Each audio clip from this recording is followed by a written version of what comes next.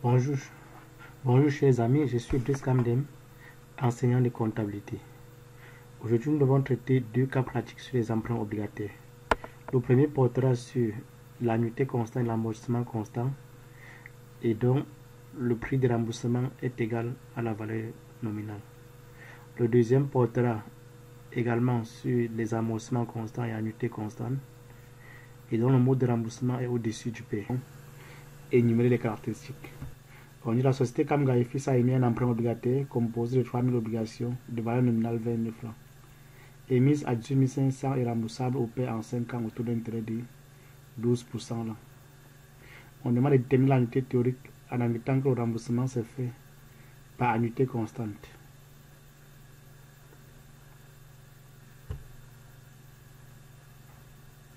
On demande également de déterminer le nombre d'obligations remboursées au premier tirage. Et on demande également de déterminer le nombre total théorique d'obligations déjà remboursées à la fin de la troisième année. En petit carré, on demande de présenter le tableau d'amortissement en considérant que le remboursement se fait par annuité constante. En petit C, on demande de présenter le tableau d'amortissement en supposant que le remboursement se fait par annuité constante. Et en petit C, on demande de présenter le tableau d'amortissement de cet emprunt obligataire remboursable in fine. Bien, chers amis, vous savez en fait qu'un emprunt obligataire est un emprunt émis par une personne morale ou bien physique.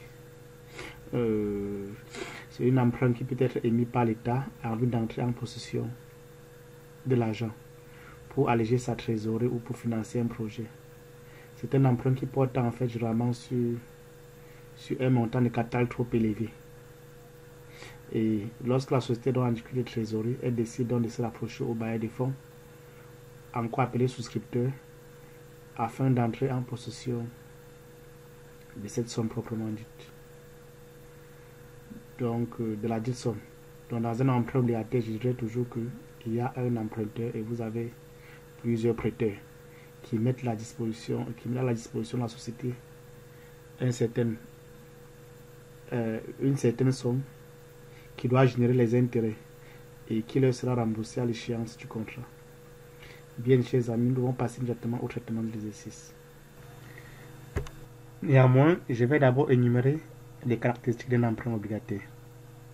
Vous devez savoir, chers amis, qu'un emprunt obligataire est caractérisé par le nombre d'obligations émises en début du contrat. Elle est également caractérisée par une valeur nominale et un taux nominal. Un emprunt obligataire est également caractérisé par son mode de remboursement, puisqu'on dispose de plusieurs modes de remboursement concernant un emprunt obligataire. Vous avez le mode de remboursement à coupon unique, à coupon zéro. Vous avez le mode de remboursement in fine. Vous avez le mode de remboursement par annuité constante et par amortissement constant. Dans le cas de cet exercice, je vais m'appesantir sur l'annuité constante, l'amortissement constant et le remboursement in fine. Alors, chers amis, un emprunt obligataire est également caractérisé par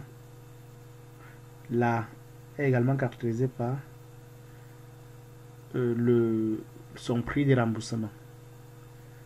Le prix de remboursement, c'est le prix par obligation à restituer au prêteur à l'échéance du contrat. Vous avez également les modes d'émission. Vous pouvez avoir les modes d'émission au-dessus du père, au père, ou en dessous du père. Lorsque l'émission est en dessous du père, cela suppose que le prix d'émission est inférieur à la valeur nominale. C'est un mode de remboursement qui attire également un peu plus de souscripteurs. Dans le même siège, lorsque le prix de remboursement est supérieur à la valeur nominale, cela attire également davantage plus de souscripteurs, puisque puisque la somme d'argent qui leur sera restituée à la fin sera sans doute plus élevée que ce qu'ils ont versé initialement, quand bien même on ne doit pas tenir compte des intérêts. Ainsi dit, chers amis, lorsque le prix de remboursement est égal à la valeur nominale, on dit que le remboursement est au pair. Lorsque le prix de remboursement est inférieur à la valeur nominale, ce sont des cas généralement très rares, mais on dirait néanmoins que le remboursement est en dessous du pair. Lorsque le prix de remboursement est supérieur à la valeur nominale, on dit que le remboursement est au-dessus du P. Bien, chers amis, n'oublions pas également qu'un emprunt obligataire est caractérisé par la durée du contrat. Ça peut être 5 ans, 10 ans, et ainsi de suite. Donc, nous commençons immédiatement par le traitement de cet exercice. Alors, chers amis, nous devons immédiatement passer au traitement des deux exercices. On va commencer par l'application numéro 1. On dit la société Kamga et Fils a émis un emprunt obligataire composé de 3 000 obligations de valeur nominale 20 000 francs, émise à 18 000 francs et remboursable au père en 5 ans au taux d'intérêt de 12% l'an. Petit 1.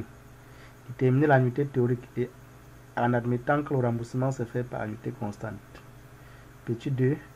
Déterminer le nombre d'obligations remboursées après le premier tirage. Petit 3. Déterminer le nombre total théorique d'obligations déjà remboursées à la fin de la 3e année. Petit 4. Présenter le tableau d'amortissement en considérant que le remboursement se fait par annuité constante. Petit 5. Présenter le tableau d'amortissement en supposant que le remboursement se fait par amortissement constant. Petit 6. Présenter le tableau d'amortissement de cet emprunt obligataire, sachant que le remboursement est infini. Bien, chers amis, face à un tel exercice, la première des choses que vous devez faire, c'est d'identifier de prime abord les caractéristiques. On a grand N qui est en fait le nombre d'obligations qui est égal à 3000. 3000 obligations. On a V, N, ou bien on a la valeur nominale qui s'élève à 20 000 francs. On a le mode de remboursement. Bref, on a proposé plusieurs modes de remboursement. On a la valeur d'émission qui est de 18 500. Dans ce cas, l'émission est au-dessous du P. Et on a le prix de remboursement. On en a dit remboursable au P. Remboursable au P suppose que la valeur nominale est égale à la valeur de remboursement. La durée c'est 5 ans et le taux d'intérêt c'est 12%. Donc voilà en fait les caractéristiques de l'emprunt obligataire. On demande dans un premier temps, dans la première question, de déterminer l'annuité théorique en admettant que le remboursement se fait par annuité constante. Or, vous avez la formule de l'annuité théorique. C'est la même formule que vous avez en emprunt individuel. Mais sachant que V0 ici, c'est le capital initialement emprunté. C'est-à-dire la valeur nominale multipliée par le nombre d'obligations émises. Et I étant le taux nominal. Donc on a 3000 obligations multipliées par 20 000 multipliées par le taux nominal qui est 12%, divisé par 1 moins 1 plus I à la puissance moins N, puisque N c'est 5 ans. Ça vous donne théoriquement 16 644 684. Voilà la valeur de l'annuité théorique. Je vais mieux vous expliquer tout à l'heure pourquoi on parle d'annuité théorique. Parce qu'en fait, il n'existe pas de demi-obligation. Vous devez mieux comprendre lorsqu'on doit vous présenter le tableau d'amortissement. Bien, petit 2, on demande de déterminer le nombre d'obligations remboursées après le premier tirage.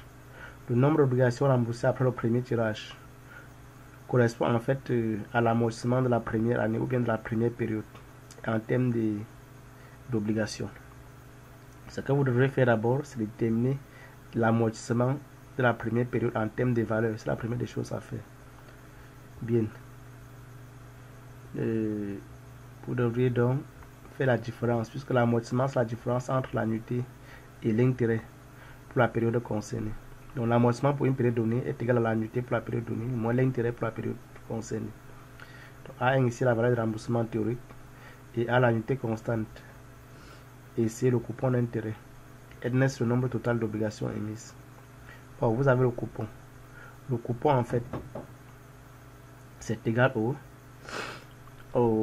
coupon, en fait, c'est l'intérêt pour une obligation. Et cet intérêt pour une obligation se calcule sur la valeur nominale. Or, le taux étant de 12%, la valeur nominale 20%. Donc, lorsque si vous faites en fait 20 000 qui est la valeur nominale multipliée par 12%, ça va vous donner en fait 2400. Donc 2400 en fait c'est le coupon d'intérêt. C'est le coupon. Et qui est l'intérêt pour une obligation. Maintenant pour avoir l'intérêt pour 3000 obligations, 2400 fois 3000. Ça va vous donner l'intérêt total généré à la première année qui est en fait 7 200 000. Donc pour avoir l'amortissement de la première année, on devra faire l'annuité théorique, voici 16 144 000. moins 7 200 000, ça va vous faire 9 444 684.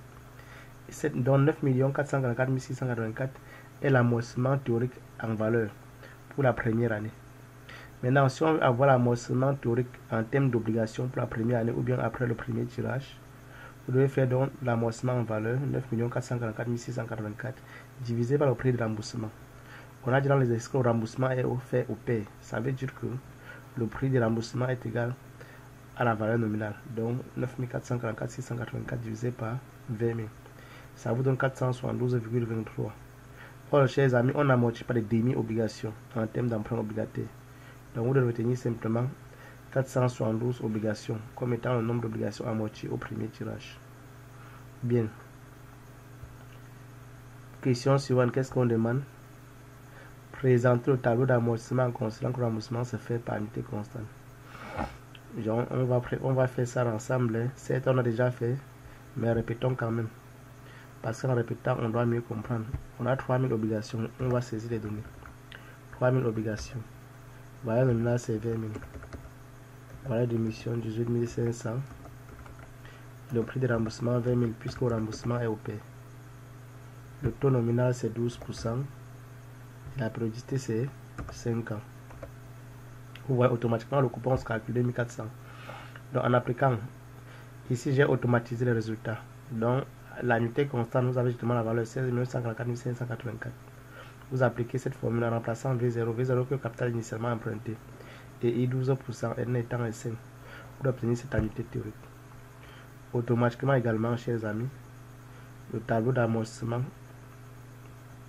doit être généré, mais nous devons un peu rectifier, notamment les obligations amorties.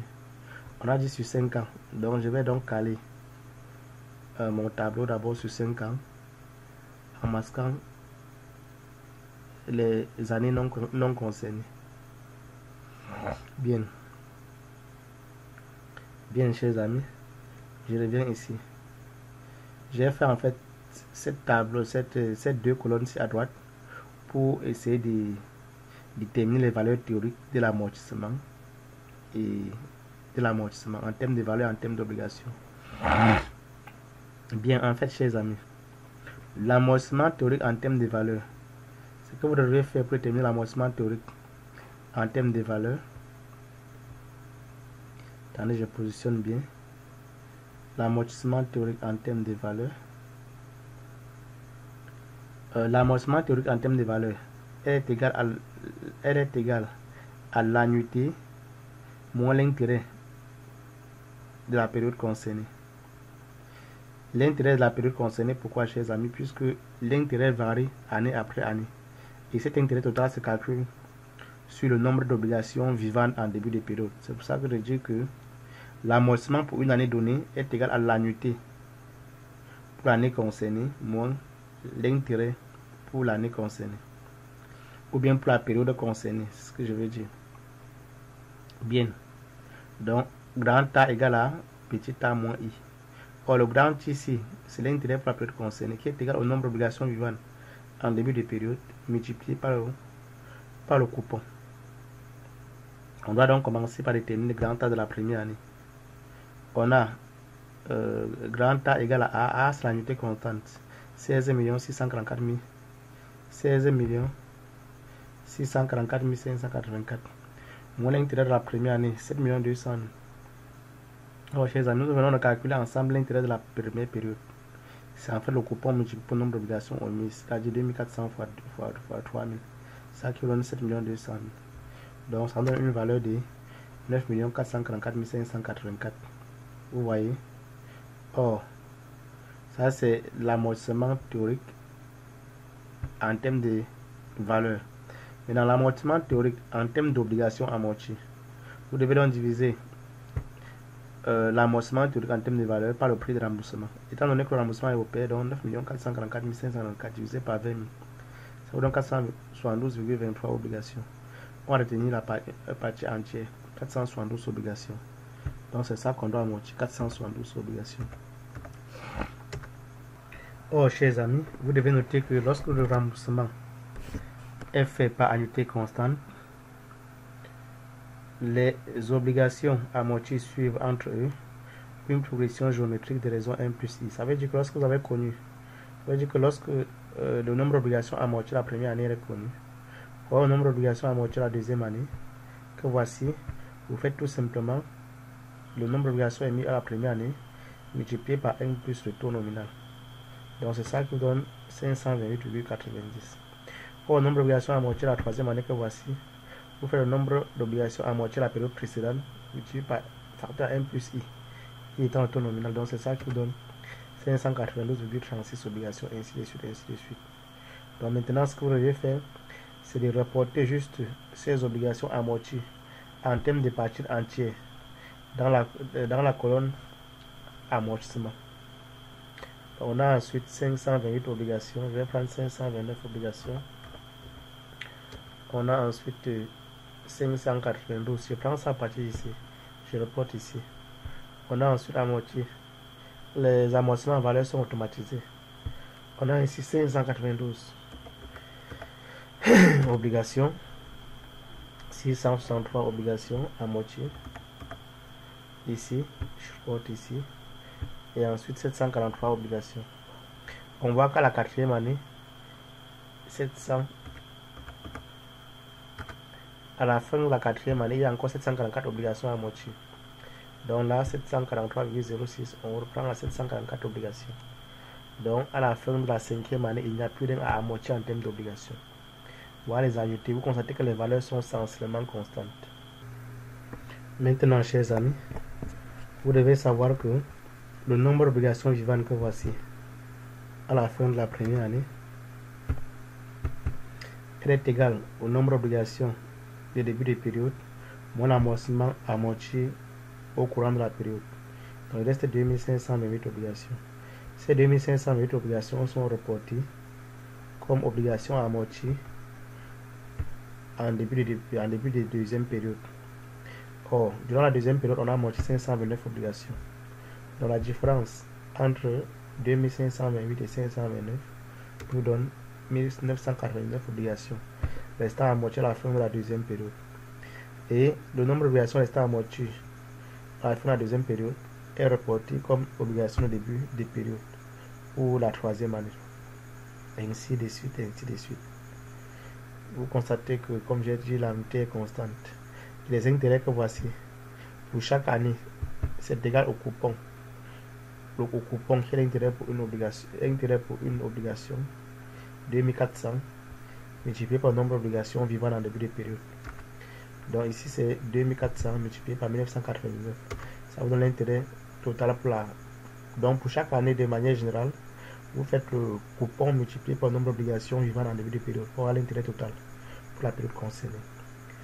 Et donc voilà grosso modo le tableau d'un emprunt obligataire remboursable par annuité constante. Et voilà comment ça fonctionne. Les amis, on passe à la question suivante.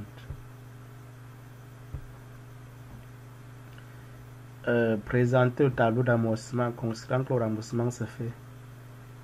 Présenter le tableau d'amortissement en supposant que le remboursement se fait par amortissement constant. Bon là c'est un peu très simple, hein. On va être un peu rapide. La première des choses, j'ai prévu un tableau automatisé pour l'amortissement constant. On doit donc saisir les valeurs. Voilà déjà les valeurs, chers amis. Donc l'amortissement constant c'est 12 millions en termes de valeur. Et l'amortissement constant en termes d'obligations, vous faites le nombre d'obligations totales divisé par la périodicité. Ça va vous donner 600 obligations à amortir chaque année. Chaque année, pendant les 5 ans, chaque année on amortit 600 obligations. En multipliant par le prix de remboursement, on a la valeur de remboursement 12 millions chaque année. Et l'annuité que voici, c'est l'intérêt. C'est égal à l'intérêt total pour une période plus la valeur de remboursement. Pour toutes les lignes, c'est la même formule. Et l'obligation restante en fin de période, c'est égal à l'obligation vivant dans le début de période moins les obligations amorties. Et ainsi de suite. Donc la dernière année, on n'a plus rien à amortir. Donc on va au tableau d'amortissement de l'emprunt, de cet emprunt. Maintenant, on a également posé une autre question de présenter le tableau d'amortissement, sachant que le remboursement est infini. Bien. Donc là, là, quand c'est infini, chaque année, on paye aux investisseurs, on leur reverse juste les intérêts. Et la 5e année, on reverse la totalité, on leur rembourse en intégralité la somme initialement empruntée. Donc, ça fait 3 000 obligations qui avaient été initialement contractées. On leur restitue en totalité en termes de valeur, y compris les intérêts totaux. Donc, voilà. 5e année, on reverse aux investisseurs 67 200 000. Il n'y a plus rien à amortir. Bien, on va revenir dans notre tableau. Il me semble qu'il y a une question qui avait été sautée. Déterminer le nombre total théorique d'obligations déjà remboursées à la fin de la 3e année. Bon, on doit le faire en admettant que le remboursement est par annuité constante. Donc, si le remboursement est par annuité constante, on vous demande le nombre total d'obligations à rembourser à la fin de la 3e année. Voici ça, chers amis. Puisque voici la 3e année, le nombre total d'obligations vivant à la fin de la 3e année, c'est 1407 obligations. Mais vous pouvez aussi déterminer ça autrement, hein, en empruntant ici la par 3. Par 3. Bon, ici, voici en termes de valeur le nombre d'obligations à rembourser à la fin de la 3e année. Bon, on va essayer de diviser, hein, on doit essayer de diviser par la valeur nominale pour voir, pas le prix de remboursement, pour voir à quoi ça correspond. 28 130 196 divisé par 20 1406 obligations. Bon, vous voyez, c'est essentiellement la même réponse. Donc, vous appliquez en fait cette formule. Mais ici, là, vous ne devez pas utiliser V0. Vous ne devez pas utiliser le capital. Vous devez utiliser plutôt, au lieu de V0, vous devez remplacer V0 par grande tête, qui est le nombre total d'obligations émises. Donc là, vous devez directement obtenir cette valeur, 1407, qui est le nombre d'obligations vivantes à la fin de la 4e, à la fin du remboursement de la 3e annuité. Donc voilà, chers amis. J'ai également répondu à cette question autrement, hein, avec plus de détails, il me semble. Donc à ce niveau, vous pouvez avoir déterminé le nombre théorique d'obligations déjà remboursées après le 3e tirage. Ça va vous donner, vous utilisez cette formule, ça vous donne 1593 obligations. Maintenant, pour avoir, ça vous donne 1593. Là, c'est le nombre d'obligations déjà remboursées après la 3e année. Pour avoir le nombre total d'obligations déjà remboursées après la 3e année, c'est la somme de tout ça. Ça vous donne 1593 obligations. Vous voyez un peu. Et la fraction non encore remboursée à la fin de la 3e année, c'est 1407 obligations. Ce qui est déjà remboursé, c'est 1593 obligations. Donc ça, plus ça, plus ça. Ce qui reste à rembourser à la fin de la 3e année, c'est ceci, plus ceci, qui donne en fait 1407 obligations. Bien. Nous devons passer immédiatement à une autre application. Alors, chers amis, nous devons immédiatement passer à la prochaine application. Il s'agira ici d'un cas portant sur un remboursement au-dessus du père. Au-dessus du père, qu'est-ce que cela suppose, chers amis? Cela suppose que c'est un cas d'emprunt obligataire où le prix de remboursement est supérieur à la valeur nominale. Donc, je vais lire l'exercice et je vais vous dire ce qu'il y aura lieu à faire. On dit la société Kamga a émis au début de l'année un emprunt obligataire composé de 4 000 obligations de valeur nominale 10 000, émises à 9 900 et remboursables à 10 200. Le taux d'intérêt nominal est de 8% l'an, la durée de l'emprunt est de 10 ans.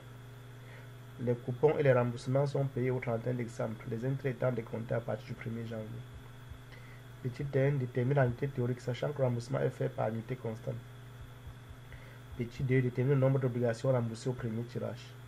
Petit 3, détermine le nombre d'obligations déjà remboursées après le 6e tirage. Petit 4, détermine le nombre théorique d'obligations vivantes après le 6e tirage. Petit 5, présenter le tableau d'amortissement de cet emprunt. Donc, il s'agit ici d'un cas d'amortissement, d'un cas de remboursement par annuité constante. Juste que le montant, le prix de remboursement est supérieur à la valeur nominale. Bon, le problème posé ici, bref, ce que je voudrais vous notifier en tant que secret, c'est que lorsque le prix de remboursement est supérieur à la valeur nominale, la première des choses que vous devez faire, c'est déterminer un taux réel. Bien.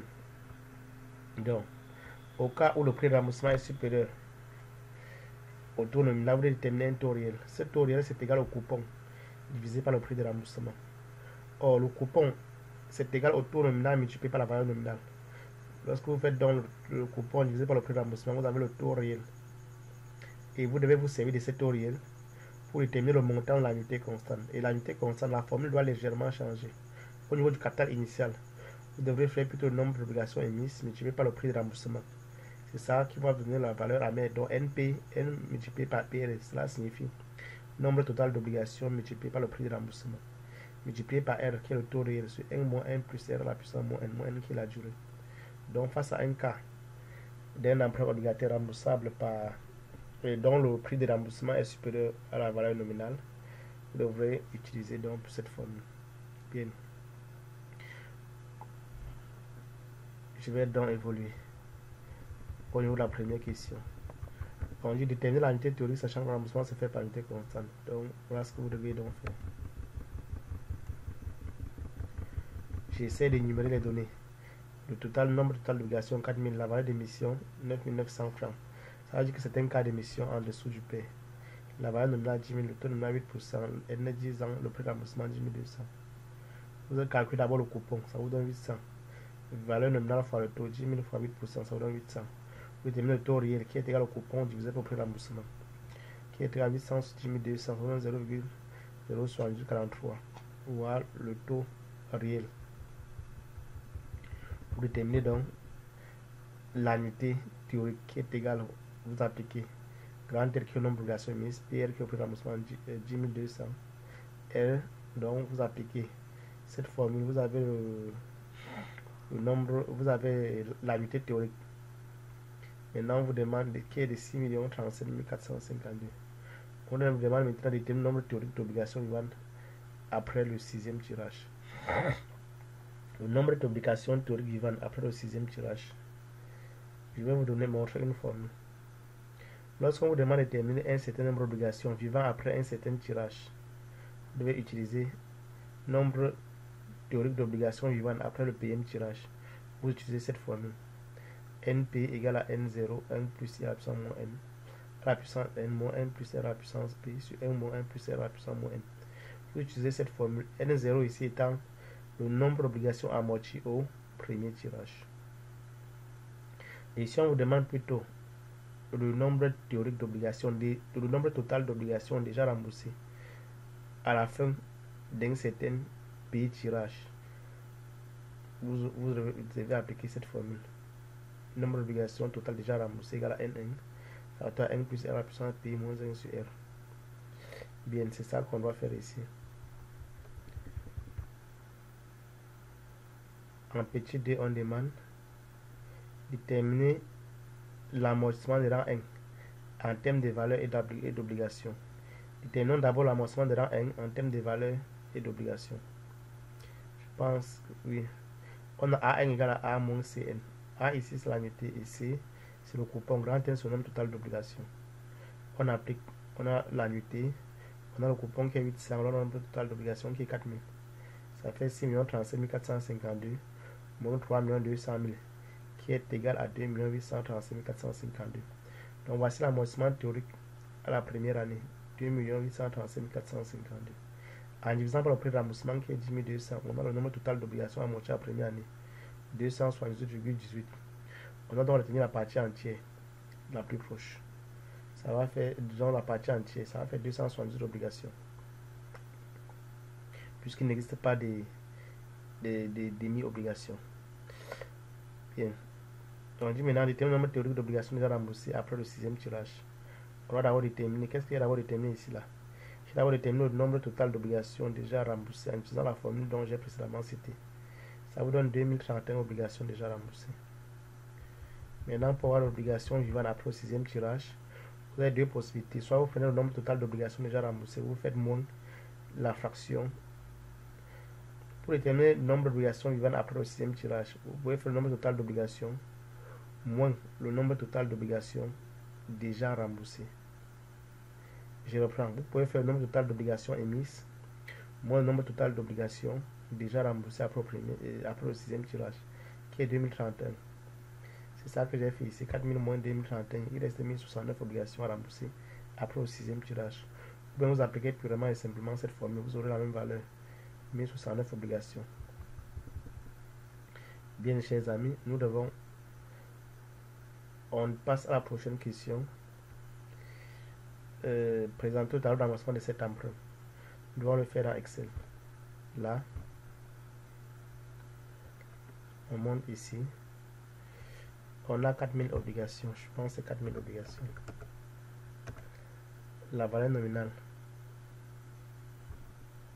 La valeur nominale, c'est 10 000. Le taux nominal, c'est 8%. Remboursable en 10 ans. 10 000. 9 900 valeur d'émission. 10 200 prix de remboursement. La périodicité 10 ans.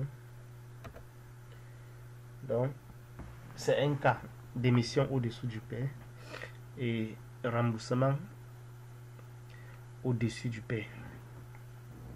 Donc, automatiquement, vous avez que le taux c'est 8%. L'annuité théorique est de 8 millions. La valeur nominale 10 000, pardon. Donc, l'annuité théorique 6 37 452. Bien. Étant donné que l'annuité théorique c'est 6 437 000, voici une colonne que j'ai prévue pour les annuités théoriques. Pour les amortissements théoriques d'autant pour moi.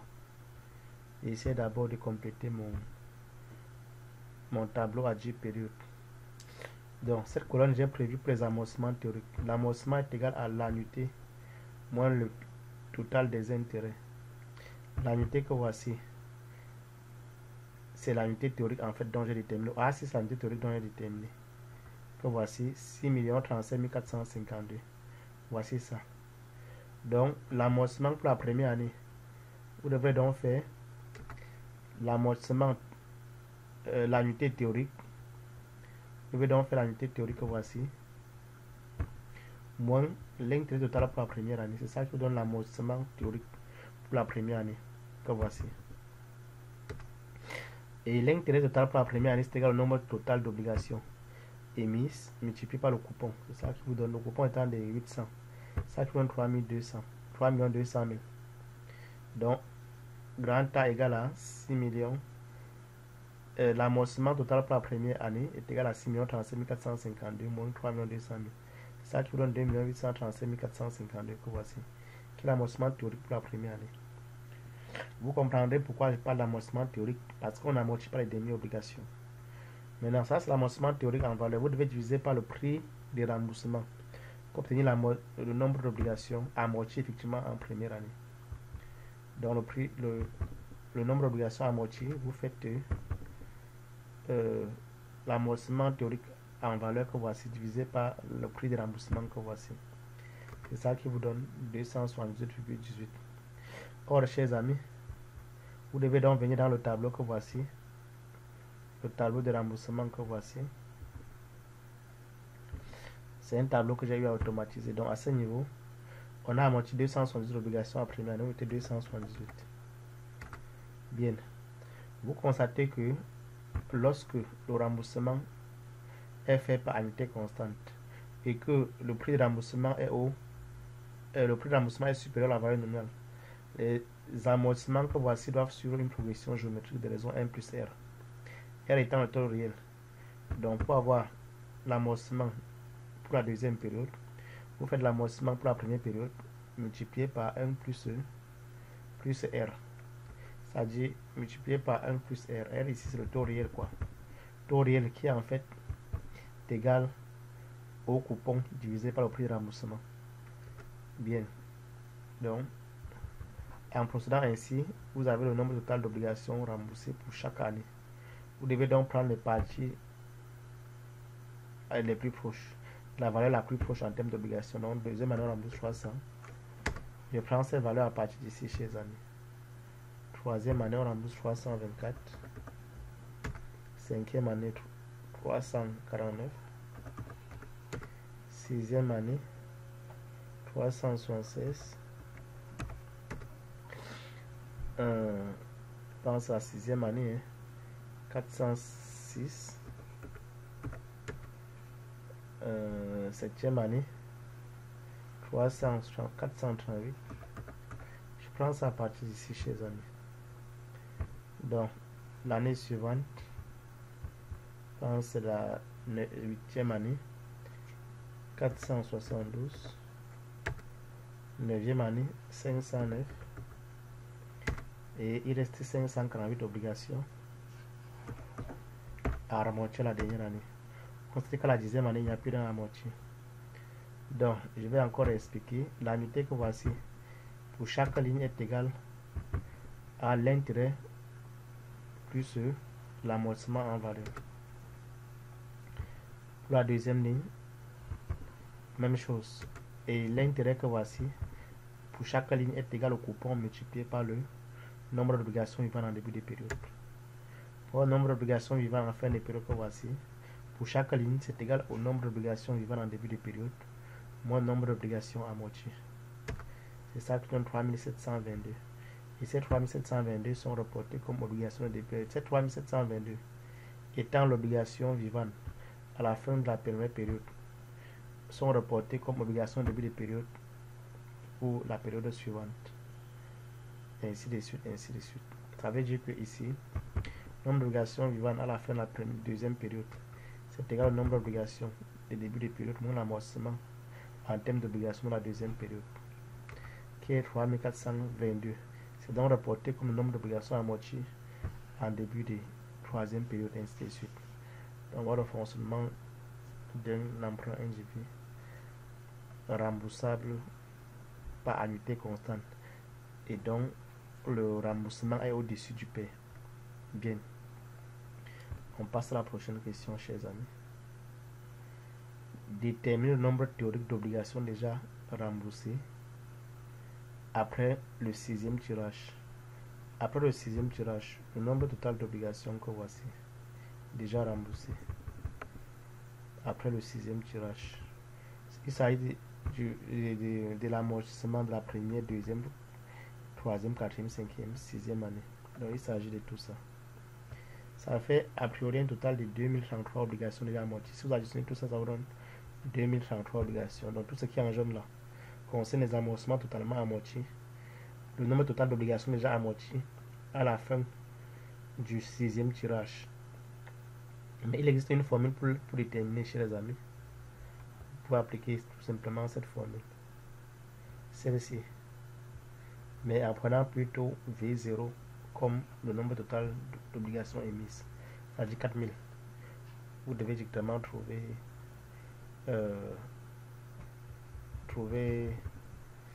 le nombre total d'obligations déjà remboursées qui donne 2033. Vous voyez un peu. Donc, je vais remplacer ici la par 6. J'ai essayé d'automatiser. Donc, pour avoir le nombre total d'obligations déjà remboursées, vous pouvez utiliser cette formule. Là, j'ai appliqué la formule, mais ça donne 20 313 369. C'est en fait le nombre total d'obligations déjà remboursées jusqu'au sixième tirage, mais plutôt en valeur. Pour voir ça en termes d'obligations, vous faites 20 313 369 divisé par la valeur nominale 10 000. Vous voyez, ça vous donne 2031 obligations. Donc c'est essentiellement la même chose. 2031 obligations. En additionnant ici, ça vous donne 2031 obligations. Ok.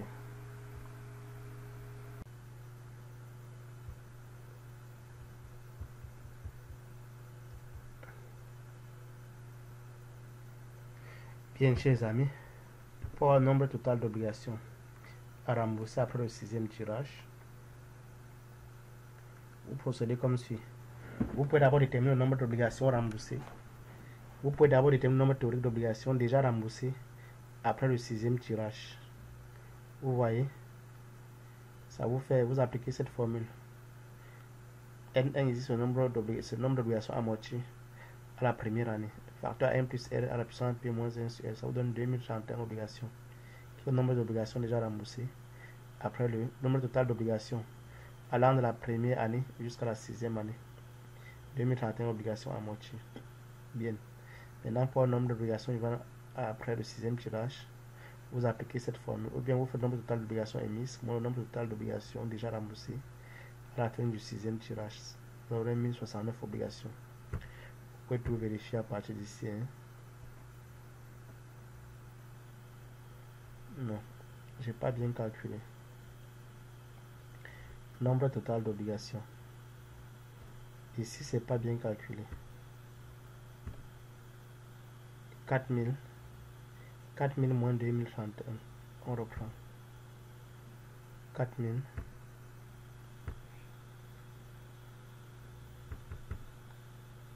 moins 2031. 1969 obligations. 1969 obligations. Donc voilà le nombre total d'obligations restant à rembourser à la fin du 6e tirage.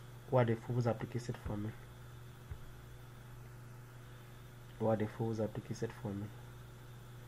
Tout simplement. En remplaçant V0 par grand terme. Vous aurez également toujours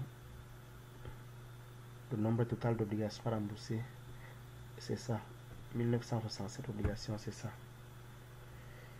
Donc voilà grosso modo le contour d'un emprunt obligataire, chers amis. Donc je vous prie de partager ça, surtout aux étudiants, afin que ça puisse leur aider à valider leurs examens. Et n'hésitez pas à vous abonner, chers amis. Merci.